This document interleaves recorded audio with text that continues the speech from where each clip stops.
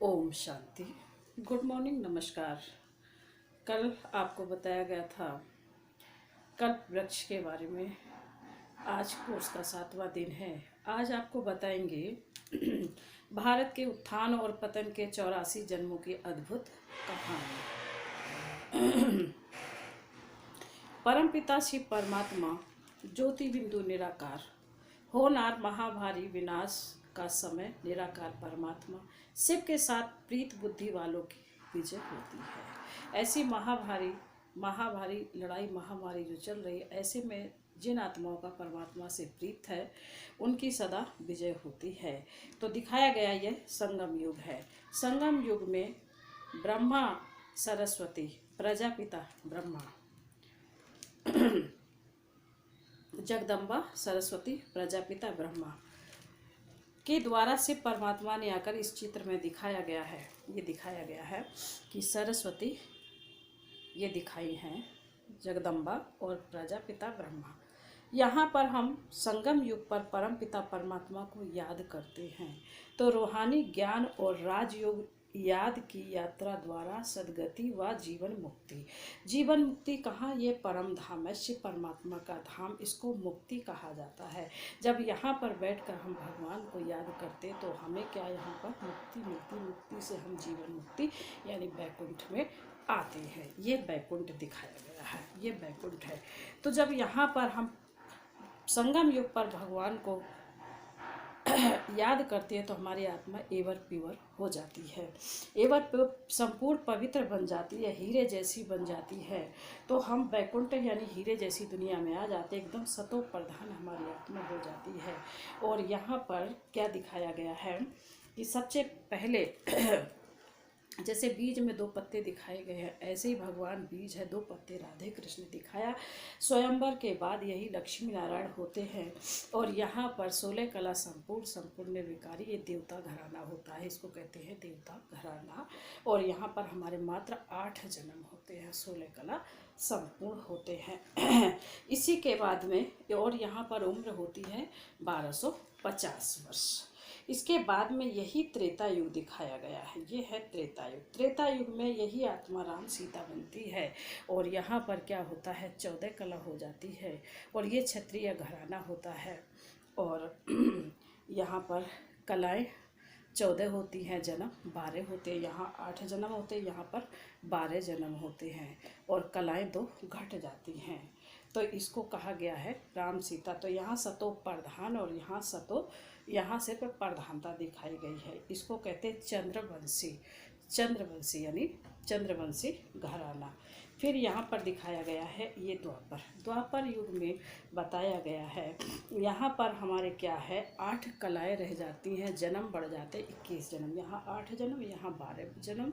ये सतयुग में 8 जन्म दिखाए हैं, त्रेता युग में 12 जन्म और द्वापर में हमारे 21 जन्म। और कलाएँ कहाँ, यहाँ 16 कला संपूर्ण और यहाँ पर 14, 2 कलाएँ घट गई।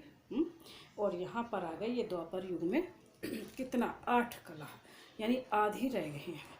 तो यहाँ क्या है, ये 1250 2500 वर्ष हमें सुख शांति मिलती है, दुख शांति का नाम निशान नहीं होता है। और यहाँ सतयुग से लेकर त्रेता युग तक 33 करोड़ देवी देवता होते हैं। द्वापर में क्या होता है, ये राम सीता आत्मा यही विश्वकर्मा, ये क्या है, अपने को हम भूल जाते, अपने लक्ष्य को भूल जाते कि हम ही देवी देवता थे। नहीं, यहाँ से क्या है, भारत यहाँ ये क्या है, ये हमारा वैश्य वर्ण आ जाता है। यहाँ पर वैश्य वर्ण आ जाता है, वैश्य घराना होता है। हम अपने को भूल जाते हैं और देवी देवताओं को पूजने यानी अपने को ही पूजने लग जाते हैं। तो यहाँ दिखाया मठ पंथ सारे दिखाए गए हैं। और यहाँ पर क्या होता है, 21 जन्म होते हैं और 8 कलाएँ होती हैं। फिर यहाँ दिखाया गया है, इतने में ये दिखाया गया, ये पूरा द्वापर है। यहाँ से हम अपनी ही मूर्तियों को पूजने लग गए हैं। फिर ये कलयुग दिखाया गया है। यहाँ पर हमारी आत्मा ये है कलयुग, 1250 वर्ष कलयुग भी है। यहाँ हम इतने अपने लक्ष्य को बिल्कुल ही भूल गए अपने आप को। हमने यहाँ पर ऋषि मुनि पेड़ पौधे सबकी पूजा की, यहाँ पर अपनी मूर्तियों को पूज करके ही उनका क्या किया, हमारी आत्मा बिल्कुल काली हो गई और हमने अपनी आत्मा क्या है उन्हीं की मूर्तियों को डुबोना शुरू कर दिया। तो यहाँ पर दिखाया, फिर दिखाया आत्मा बिल्कुल एवर प्योर डायमंड जैसी थी, आत्मा बिल्कुल हमारी काली हो गई। यहाँ हमारी बिल्कुल सोचने समझने की शक्ति बिल्कुल छीड़ हो गई है। फिर यहाँ पर दिखाया गया, देखो क्या है, मनुष्य कहाँ देवता थे, जहाँ सुख शांति थी, यहाँ आपस में लड़ते झगड़ते एक दूसरे को मार रहे हैं। फिर क्या हुआ, यहाँ पर विश्व धर्म सम्मेलन हुआ कि कैसे भी ये पृथ्वी को साधा जाए, ये आपस में पापाचार अत्याचार जो बढ़ा हुआ है ये कैसे भी साधा जाए। तो बहुत कुछ किया गया, लेकिन परमपिता ये नहीं समझे, नहीं संभले। तो पुरानी तमो प्रधान दुनिया, कलयुगी का विनाश यहाँ सामने खड़ा हुआ है, पुरानी दुनिया का विनाश हो रहा है। तो ऐसे समय में परमपिता परमात्मा शिव ने आकर ब्रह्मा द्वारा ज्ञान दिया कि बच्चे अपने को याद करो और मुझे पहचानो, आने वाली दुनिया के मालिक बनो। तो ये हमारी 84 जन्मों की कहानी है कि हमने संसार में कहते हैं कि 84 लाख मनुष्य योनियाँ धारण करता है। बाबा ने कहा है 84 लाख योनियाँ नहीं, मात्र 84 जन्म होते हैं। तो कैसे कैसे होते हैं 84 जन्म, तो यह क्या दिखा है कि भगवान जब परमपिता परमात्मा को हम याद करते हैं तो हम कहाँ पहुँचते हैं, शांति धाम। ये इसको कहते हैं मुक्ति धाम। मुक्ति धाम से ही हम वैकुंठ में आते। तो यहाँ हमारे 8 जन्म होते हैं, यहाँ त्रेता युग में 12 जन्म होते हैं, द्वापर में हमारे 21 जन्म होते हैं और कलयुग में हमारे 42 जन्म होते हैं। यहाँ कोई कला नहीं होती है क्योंकि घर घर कलेश होता है। तो ऐसे समय में हमारे पे कोई भी कला नहीं होती है। हमारी इतनी बिल्कुल सोचने समझने की, हमारी आत्मा बिल्कुल काली हो जाती है, हमारे अंदर सोचने समझने की बिल्कुल शक्ति नहीं होती है।